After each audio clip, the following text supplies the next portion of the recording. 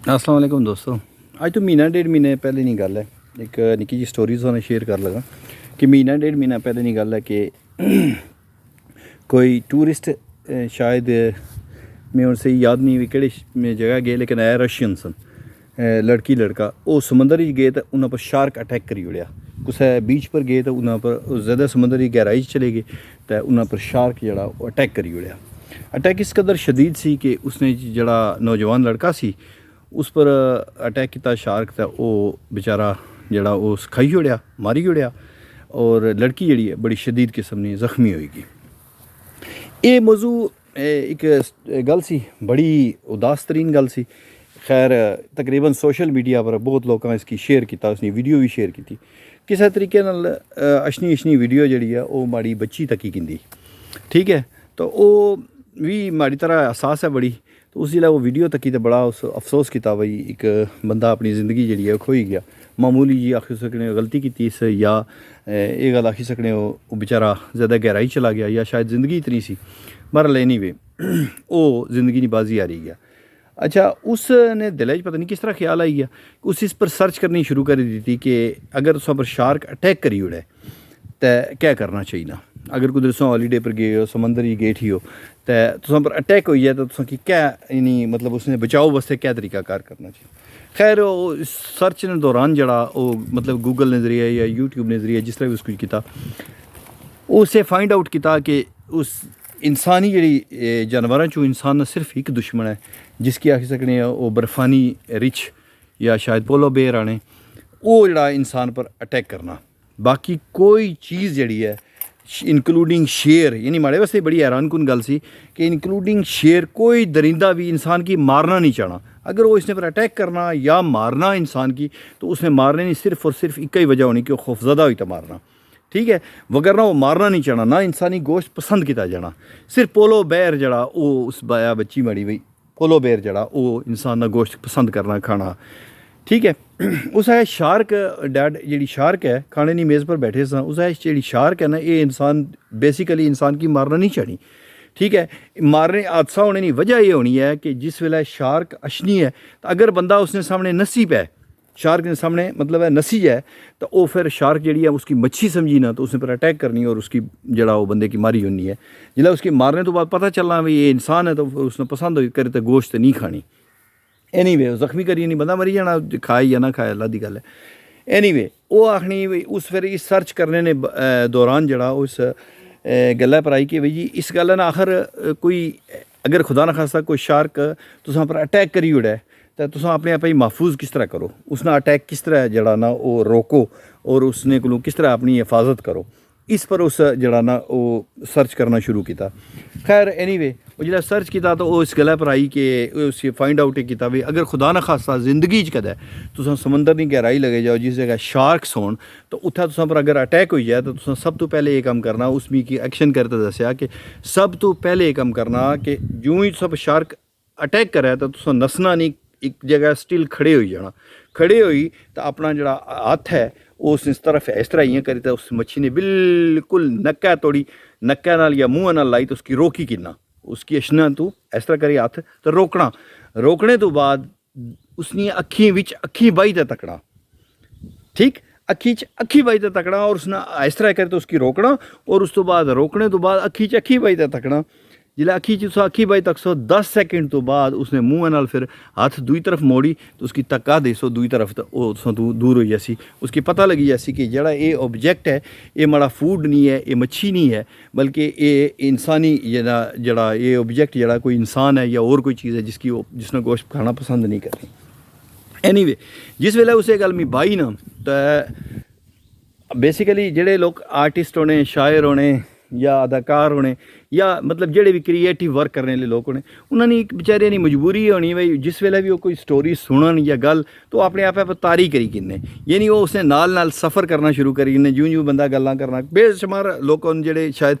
कोई राइटिंग ने बिच होन या अदाकारी च होन या इस सिचुएशन की तरफ होन कि वो क्रिएटिव वर्क करने हो तो वो नाल सफ़र कर ले। जिला उसमें स्टोरी सुनानी शुरू की थी ना तो यकीन करो कि मैं ज़हनी तौर पर ये माड़ी कैफियत ये होगी कि मैं बिल्कुल अपने आप कि इस तरह महसूस किया मैं किसी समुंदर ही खड़ा हाँ तो शार्क अटैक करी ओड़िया। अटैक किया तो मैं इस तरह हथ करी ना तो उसने अगे हथ रखा, जिसलै हथ रखा तो उसने मैं अक्खी च अक्खी बइयां 10 सेकंड उसने अक्खी च अक्खी बई ना, तो मुड़ी तो मैं 10 सेकंडों तो बाद उसकी पुश किया दूसरी तरफ, तो जिसलै वो पिछे हटी ना, तो यकीन करो मैं थोड़ा जा मतलब वापस यानी इस कदर माड़े पर कैफियत तारी होगी कि माड़ा रूं रूं माड़ा बाल बाल जड़ा ना उसने मैं पावर यूज़ की उस मच्छी की पासा करने, यानी मैं इस तरह महसूस है कि हकीकी मानी माड़े पर अटैक हो गया। जिसलै मैं वापस अपनी मतलब इस इमेजिनेशन तो वापस आया ना, यानी इस जी तखयलाती सोच सी या एक जरा मैं सिनारियो क्रिएट किया या एक गल आखी सकने जरा सीन माड़े नाल बनी गया, जिस वेला मैं इसने तो वापस आया तो यकीन करी किनो कि माड़ा कलेजा माड़े मूँह विच सी, ठीक है, तो माड़ा मूँह पूरा जिसम जड़ा ना सी वो पसीने नाल शराबूर हो गया, ठीक है। मैं इस तरह महसूस होया कि वाकई में उसकी पुश किया और मैं अपने ज़िंदगी नहीं अपनी जिसम नहीं जितनी ताकत जितनी जरूरत है सी ना हमारे अंदर और मैं सारी लाई तो उस मच्छी की हटाया। हालांकि बैठा मैं खाने लिए टेबल पर सा, लेकिन इमेजिनेशन इस तरह हमारे नाल वाक़या पेश आया। जूँ ही मैं आया था फिर जूँ ही मैं वापस मतलब रियलिटी च आया वापस, मैं फौरी तौर पर अपनी बच्ची किया है मैं पुत्रा जी ये तू दसी है भाई इस तरह हथ करी तो इं उसकी रोको, फिर उसने अखी च अखी बाई तको, इतना बड़ा जरूरत ना काम है। फिर 10 सेकंड तक अखी च अखी बाई तको और फिर 10 सेकंड तक तुसा एक मौत अपनी की इस तरह तुसा इमेजिन करो, हाँ उसका ख्याल करो, ये नहीं इमेजिनेशन करो, तखयलाती तौर पर समझो हाँ कि इस तरह मौत सामने आई है तो उसकी इं हथ रखी तो रोकना, उसने अखी च अखी बाना, फिर उसकी पुश करे तो पासा करना अपने रस्ते चो। किस कदर मुश्किल और किस कदर ताकत और पावर नहीं तुसा की जरूरत हो सी, बहुत ज़्यादा, ये नहीं जिसम ना कोई ये नहीं तुम गल आखी सकने कि बाल बाल नहीं पावर जी है ना वो तुम कि इसने पर लानी पे सी तो वो चीज़ जी है पुश हो सी। मैं पुत्रा इतना बड़ी ताकत इतना बड़ा जिसम इतनी बड़ी जरूरत इतनी बड़ी अपनी जरूरत ना मुजाहरा करो तो इस बेहतर नहीं कि तुम समुंदरी च न जाओ। उस डैड ये कोई इस गल्ला हल नहीं है। गल यह है कि तुसां ये ज़रूरी तो नहीं भी तुसां पर शार्क ही खाली अटैक करे, तुसां इमेजिन करो कि ये एक शार्क की अपने रस्ते चो मूव करने से तुसां की ये पावर चाहिए नहीं है, ठीक है। तुसां बड़े खौफजदा हो, कितनी बड़ी ताकत है। मैं सोचा कि वाकई ये मॉरल ऑफ इस स्टोरी ना मॉरल ये है कि हकीकी ज़िंदगी असां खैर ना समुद्रा के नेड़े जाने तो ना असां कोई शार्क अच्छी अटैक कर सी, लेकिन अगर असां ये इर्द गिर्द अपने नज़र दौड़ा ना तो जी दुनिया ना ये भी एक समंदर नहीं मानेदा है, बिल्कुल एक समुंदर है और इस भी बेशुमार मसाइल न, बेशुमार हर इंसान ने इर्द गिर्द बेशुमार शारकान ना। अगर तुम कदे इमेजिन करो ना थोड़ी देर आस्ते सोचो ना अपने जहन की थोड़ा जहा हाज़र करी तो तक्को इर्द गिर्द तो तुम बेशुमार शार्क्स जड़ियां ना बड़ी बड़ी दियो हैकल मच्छियाँ जड़ियां दियो हैकल ऑब्जेक्ट्स जड़े न मूँह खोली ना तो तुसां पर अटैक करने ले आने, ठीक है। उन्हें गुरबत ने मसाइल हो सकने, उन्होंने नाखानदगी यानी तालीम ना होना, इर्द गिर्द असल जितने भी दुनिया असां पर मसाइल आई रहे ना बेसिकली ज़्यादातर मसाइल अक्सरीती मसाइल मैं गल आखी सकना 97% 98% मसाइल असां जिंदगी च होने जेह्ड़े असां वजह तो नहीं क्रिएट होए होने, असां की असां वास्ते पैदा किए जाने। समझो इन्हां चीज़ां की रुकावट करने वास्ते जी मैं वो तुसेंगी दसी ना भाई कितनी बड़ी एक इमेजिनेशन दसी, एक तखयलाती गल दसी कि जिस पावर नाल तुसेंगी इस तरह करिए हथ रोकना पैना ना, इस तरह दुनिया नहीं जड़ियाँ शारकां तुसेंगी मसाइल तो दो चार करनियां जड़ियाँ तुसेंगी जिंदगी विच आसानियां की वास्ते रुकावटां बनियां या जी तुसेंगी ये चाहनियां कि तुस तरक्की ना करी सको, तुस अपने गोल ना हासिल कर सको। अगर तुस जिंदगी च कामयाब होना ना दोस्तों तो फिर वो इमेजिनेशन करो कि जितना जोर नाल तुसेंगी उस शार्क की रोकया ना, जिस ताकत नाल जिस जरूरत ना मुजाहरा किया ना और जिस पावर की तुसां इस्तेमाल करी तो उसना रुख मोड़िया तो वो पावर वो ताकत वो इमेजिनेशन जी है ना वो तुसां की इस दुनिया पर ज़रूरत हो सी। इस वास्ते अगर गुरबत ने शारकां तो जान छड़ानी है, पोलिटिकल इनजस्टिस जी है उसने तो जान छड़ानी है, या ये गल आखी सकने हो गुरबत तो जान छिड़कानी है, नाखानदगी है, बीमारियां तो जान छड़ा गर्ज दुनिया ना कोई गोल भी है कोई गल भी है अगर तुस अचीव करनी ना हासिल करनी ना तो फिर तुसां की उस तरीके नाल बिहेवियर करना पे सी कि उन्ना मसाइल उन्ना जी मसाइल नहीं शार्क सन उन्हें इस तरह हथ करी तो नहीं रोकना पे सी, ठीक है। 10 सेकंड या जड़ा रिक्वायर्ड टाइम है वो उन्होंने अखी च अखी बाई फिर उन्हें तुसें पुश करी तो जिंदगी चो दूर करना पे सी। शायद किसी सियाने बंदे ये गल आखी है कि मैं दुनिया च उन्होंने लोगों दी भी कवरां तकियां जेह्ड़े इस गल्ला तू